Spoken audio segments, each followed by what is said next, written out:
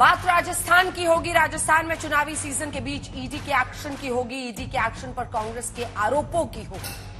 राजस्थान में मुख्यमंत्री अशोक गहलोत, जिनके बेटे वैभव गहलोत को ईडी ने समन भेजा है और पूछताछ के लिए कल बुलाया है। वैभव से पूछताछ मनी लॉन्ड्रिंग केस में होगी। साथ ही भर्ती घोटाले में ईडी ने राजस्थान में कांग्रेस के अध्यक्ष गोविंद सिंह डोटासरा के ठिकानों पर छापा मारा है। छापे और समन के बाद कांग्रेस और दूसरी विपक्षी पार्टियां बीजेपी और केंद्र सरकार पर जांच एजेंसियों को सियासी हथियार बनाने का आरोप लगा रही है। तो बीजेपी कह रही है जांच एजेंसियां अपना काम कर रही हैं। आइए आपको दिखाते हैं कौन कौन से विपक्ष के नेता हैं जिन पर ईडी की फांस लटकी हुई है। चेहरे के साथ तस्वीर आपके सामने है। पहली, अशोक गहलोत के बेटे वैभव गहलोत, सबसे ताजा नाम। ममता बनर्जी के भतीजे अभिषेक बनर्जी पर ईडी की जांच चल रही है। अब बिहार की बात करते हैं। डेप्यूटी सीएम और लालू के बेटे तेजस्वी यादव, जिनके खिलाफ ईडी की जांच चल रही है। लालू यादव के खिलाफ भी ईडी की जांच चल रही है। महाराष्ट्र आइए, उद्धव के करीबी संजय राउत के खिलाफ जांच चल रही है। शरद पवार गुट के नेता और महाराष्ट्र के पूर्व गृह मंत्री अनिल देशमुख भी जांच के घेरे में है। आम आदमी पार्टी पर आइए, दिल्ली, संजय सिंह, मनीष सिसोदिया, सत्येंद्र जैन, इन सब के खिलाफ जांच चल रही है ईडी की। अब आपको दिखाते हैं कि यूपीए सरकार के दौरान ईडी के कितने छापे पड़े और एनडीए सरकार के दौरान कितने छापे पड़े। ये देखिए, आंकड़ा आपके सामने है। जमीन आसमान का फर्क है। 2004 से 2014 तक, जब 10 साल यूपीए सरकार के रहे, 112 छापे पड़े। 2014 से लेकर 2022 तक, लगभग 9 साल पूरे होने को है, 3000 से ज्यादा, 3010 छापे पड़ चुके हैं। अब आपको दिखाते हैं कि 2014 से अब तक किस पार्टी के नेताओं के खिलाफ ईडी की कितनी कार्रवाई हुई। बीजेपी और सहयोगी दल के 6, बीजेपी और जो साथी हैं उनके 6 के खिलाफ कार्रवाई हुई। कांग्रेस के 24 नेताओं के खिलाफ ईडी की कार्रवाई हुई। टीएमसी के 19, एनसीपी के 18, डीएमके के 6, बीजेटी के 6, बीएसपी के 5, एसपी के 5, टीडीपी के 5, आम आदमी पार्टी के 4, जिनके खिलाफ ईडी ने कार्रवाई की है। अब आपको बताते हैं यूपीए सरकार के दौरान किस पार्टी के कितने नेताओं पर ईडी ने कार्रवाई की। 2004 से 2014 तक ईडी ने कांग्रेस के 5, बीजेपी के 3 नेताओं पर कार्रवाई की। वहीं टीएमसी के 7, बीएसपी के 2, बीजेडी के 1, डीएमके के 4 नेताओं के खिलाफ कार्रवाई की।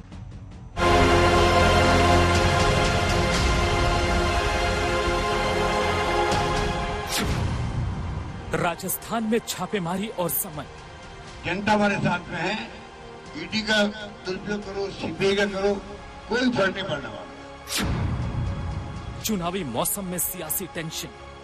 पोलिंग डेट अनाउंस होने के बाद अचानक से समन भेजा जाना, सब लोग समझते हैं कि इसके पीछे क्या सोच हो सकती है। जांच एजेंसी पर जबरदस्त सवाल। जहाँ जहाँ चुनाव होता है, जिस राज्य में, वहाँ पे केंद्र की भाजपा सरकार ईडी को साथ साथ ही भेजती है चुनाव। बीजेपी कांग्रेस में सियासी बवाल। इनको डर सता रहा है कि इनका भ्रष्टाचारी चेहरा जनता के सामने आ रहा है। फिर इन बातों को लेकर ईडी वापस आया है। पार्टियां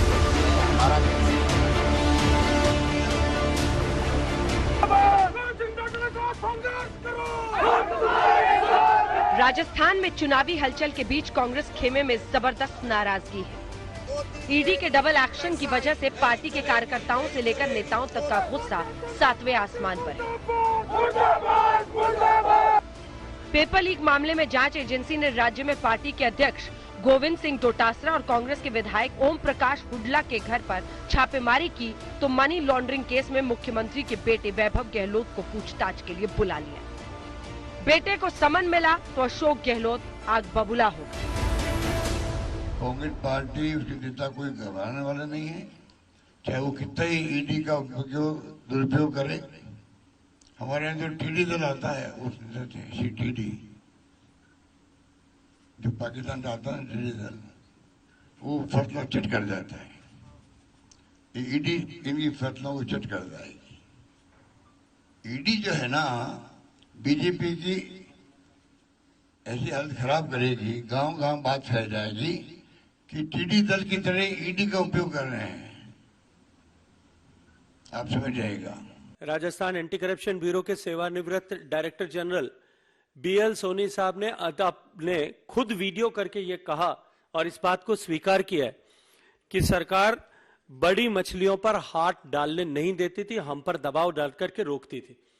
अब जब इस प्रकरण से जुड़ी हुई बड़ी मछलियों पर ईडी ने कार्रवाई करना प्रारंभ किया है, तब निश्चित ही सरकार में बैठे हुए लोगों को अपनी धरातल हिलता हुआ प्रतीत होता है, अपनी धरती धूसती भी प्रतीत होती है, अपनी कुर्सी खिसकती भी प्रतीत होती है और इसके चलते हुए वो ध्यान भटकाने के लिए इस तरह की फौरी प्रतिक्रियाएं करते हैं।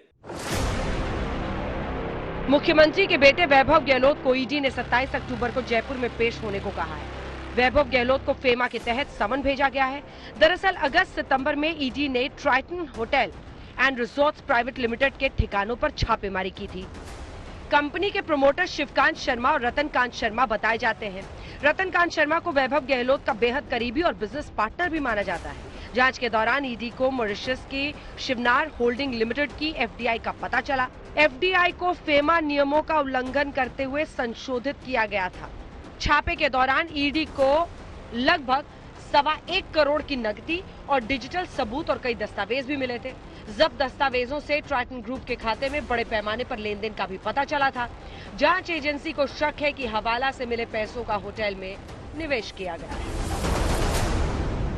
चुनाव के समय इनको सब याद आता है, ईडी CBI। हम तो शुरू से कहते आए हैं जहाँ जहाँ चुनाव होता है जिस राज्य में वहाँ पे केंद्र की भाजपा सरकार ईडी को साथ साथ ही भेजती है चुनाव की तारीखों के साथ। इनको डर सता रहा है कि इनका असली चेहरा जनता के सामने आ रहा है। इनको डर सता रहा है कि इनका भ्रष्टाचारी चेहरा जनता के सामने आ रहा है। इन्होंने 5 साल में जितने काले कारनामे किए हैं राजस्थान के इतिहास में, इन 5 सालों जैसा इतिहास कभी जनता ने नहीं देखा। राजस्थान विधानसभा चुनाव की दहलीज पर खड़ा है, उससे पहले नया राजनीतिक मोर्चा खुल गया है। अशोक गहलोत के बेटे वैभव गहलोत को ईडी का समन मिलने पर नई राजनीतिक लड़ाई शुरू हो गई है। इस प्रकार की जो रेड डाली गई है वो सिर्फ एक संकेत देने के लिए दी गई है, मैसेज देने के लिए दी गई है कि अगर हम पॉलिटिकली कमजोर पड़ेंगे तो हमारा साथ देने के लिए नाना प्रकार की जो एजेंसीज भारत सरकार की हैं, चाहे वो CBI है, ED है, इनकम टैक्स है, उनका हम दुरुपयोग करेंगे और लोगों के अंदर एक तरह का भय पैदा करने की हम कोशिश करेंगे। बहुत बड़े पैसे का लेन देन हुआ है, नहीं तो 17 बार पेपर कैसे लीक होता है।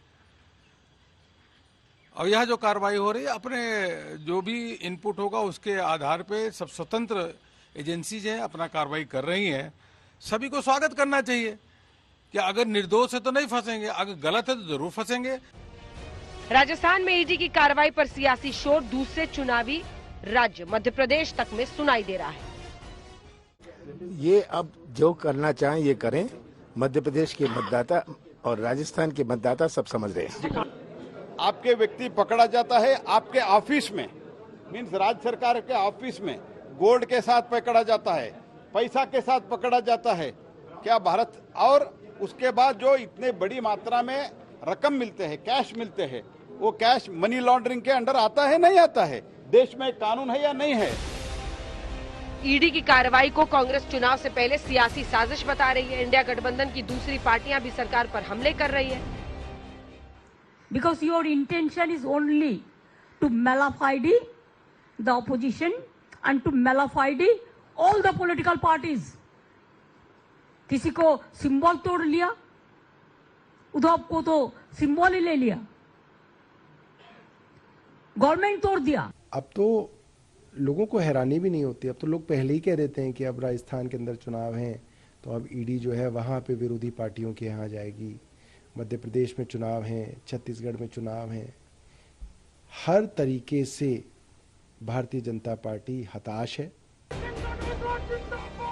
राजस्थान के चुनावी समर में ईडी की एंट्री से हाहाकार मचा है। ईडी का एक्शन झेल रही कांग्रेस के पास ढेरों सवाल है। जैसे पेपर लीक बीजेपी शासित गुजरात में भी हुआ तो वहां ईडी क्यों नहीं पहुंची। वहीं वैभव गहलोत के मामले में कांग्रेस ये पूछ रही कि मामला 12 साल पुराना है तो एक्शन चुनाव से पहले क्यों। जयपुर से जय किशन शर्मा और शरद कुमार के साथ आज तक ब्यूरो।